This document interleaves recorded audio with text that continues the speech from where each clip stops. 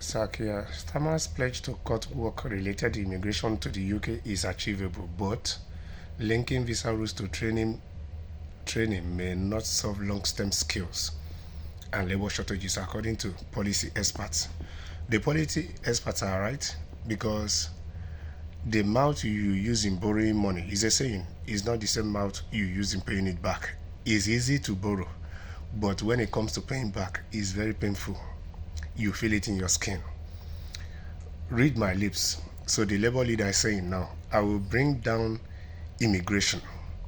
I laugh because it's very easy for him to say, I will bring down immigration, because he's trying to manipulate the minds of the people, because this is what the people want to hear, so that the people will vote for Labour Party.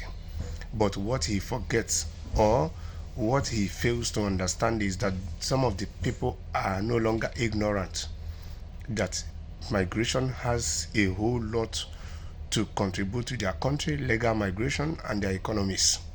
And what he equally forgets to sit down and analyze properly is, has he equally considered that cutting down migration, what it will do to their work shortages in their country, what it will do to their economy at large?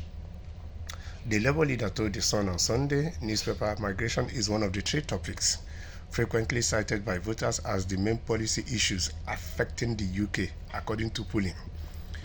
It's not only the UK, it's everywhere in the world now, as long as the West is concerned, because this immigration issue now is like a ringing tune that makes the loudest noise in every ears of an average citizen in the West here.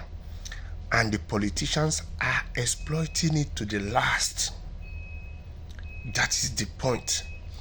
The politicians are so desperate to win votes, to remain in power. They want affluence, they are greedy, so they are exploiting these migration issues to the last, without thinking or focusing at the long-term disadvantages it will cause in their countries. By cutting these migrations, instead of saying you will regulate it properly, you are saying you will cut it down. It's easier said than done. Reasoner. He also pledged to link immigration with skills policies, so that the higher demand for visas in particular sectors will automatically trigger to push to train more British workers. Truth be told, you can't train people that don't want to be trained. Yes, some of the citizens in the West here, they have become so comfortable with the social system that, and being that every year cost of living is increasing and the salaries are not increasing, it will not even encourage some of the so-called British people for you to train them through this your policy. Because before you will talk about training people, you have to make the salaries lucrative. You have to implement policies that makes it that every year the salaries are increasing, because every year cost of living is increasing. Yes, it's not enough to say you will train British, you implement a policy that will train more of British workers. Yes, because at the end of the day, if you're training British workers and they see that you are training them and the salaries are not going up, some people that are sitting at home are even having more money than them, because that is the case in some of the countries in Europe here.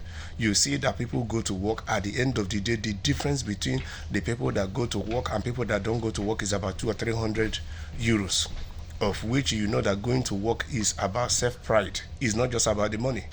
It's about feeling that sense of that you're being productive.